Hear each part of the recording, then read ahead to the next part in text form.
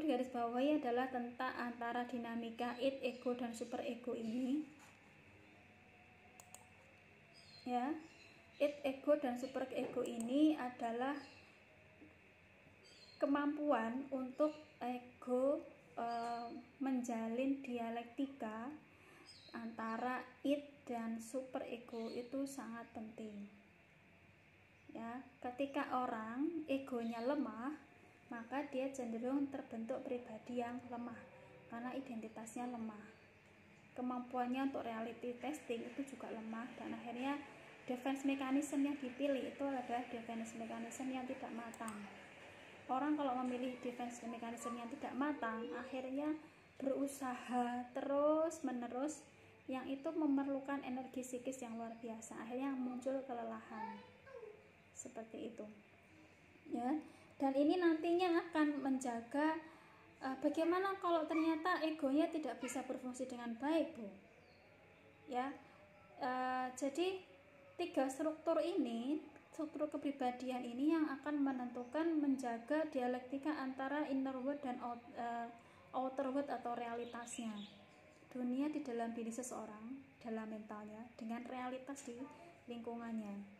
Jadi kalau kepribadian yang sehat itu cenderung menjadi cenderung menjadi pribadi yang adaptable. Benar nggak sih istilahnya adaptable?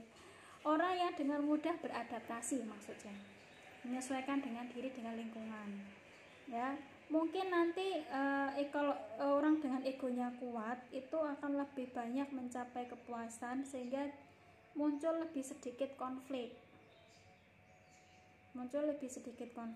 Dan ini nanti biasanya akan meningkatkan sublimasi. Jadi orang melakukan sublimasi itu terus menerus. Jadi sublimasi yang kontinu. Ya, sublimasi itu membawa value kepuasan dari hal yang fisik kepada hal yang non fisik. Misalnya kalau kita misalnya kuliner dari sekedar memenuhi kebutuhan makan, ya, nanti ditingkatkan ke misalnya kepuasan makan di tempat tertentu misalnya. Jadi kalau udah makan di tempat tertentu rasanya puas banget. Nah, jadi akhirnya makan di tempat tertentu itu untuk sebuah kepuasan yang bukan lagi sekedar memenuhi kebutuhan id-nya, kebutuhan dasar biologisnya, tetapi ada value lain yang diperoleh. Nah, sebaliknya ketika dinamika ego, id, ego, super ego ini menjadi lemah, maka orang cenderung memiliki kepribadian yang tidak sehat atau terganggu.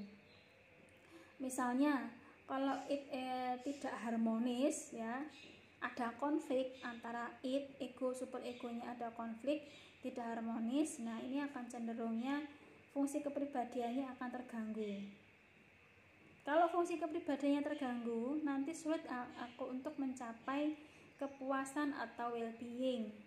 Susah merasa damai, merasa banyak masalah, merasa tidak bahagia, mungkin uring-uringan, gampang tersinggung. Terus apa lagi ya?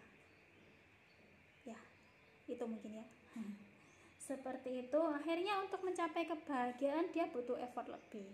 Kita mungkin pernah ketemu orang yang selalu kejeduk, terbentur pada dinding yang sama, ketemunya masalahnya sama terus. Ya, ada apa sih misalnya? Ya, itu kemudian sublimasinya sulit terjadi. Jadi dia berfokus pada hal-hal yang itu saja, sehingga tidak melihat fokus yang lain untuk meningkatkan value. Jadi level kebahagiaannya selalu ditentukan oleh karena makan enak misalnya. Coba makan itu bukan hanya karena makan enaknya, tapi karena suasananya misalnya, atau bersama siapanya. Nah, jadi kalau mau sublimasi agak susah, ya. Akhirnya terjadi kemunduran fungsi kepribadian, dan mungkin akan muncul sebagai orang dewasa yang kekanak-kanakan. Ya. Orang dewasa yang tidak matang, ya, yang akhirnya itu akan selalu membutuhkan yang namanya defense mekanismenya, dan ketika defense mekanismenya tidak mampu lagi bekerja, maka yang terjadi adalah psikopatologi. Jadi keseimbangan kepribadiannya akan terganggu. Itu sampai di sini sudah bingung? Sudah ya? Ada pertanyaan kah? Sudah pusing?